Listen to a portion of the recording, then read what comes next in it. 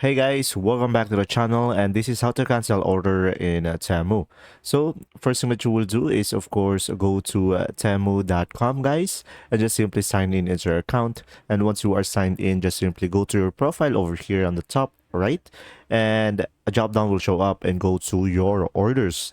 And from here, just simply go to the processing, and you should be able to see the item that is on progress. And since I don't have an item yet, I won't be able to show you, but if you do, just simply follow the steps that I'm going to show you on the screen. So from here guys, you should be able to see cancel button on the order that you have, and after that just simply select I want to cancel item, and from there just simply select the item that you want to cancel, and you should be able to see a button there down below, cancel check items. And from there, just simply choose a reason and just simply select a refund method, and just simply click on submit, and a pop-up will show up and click on yes. And guys, remember that it will take 3 to 6 business days in order for the refund to reflect back into your refund method that you just provided.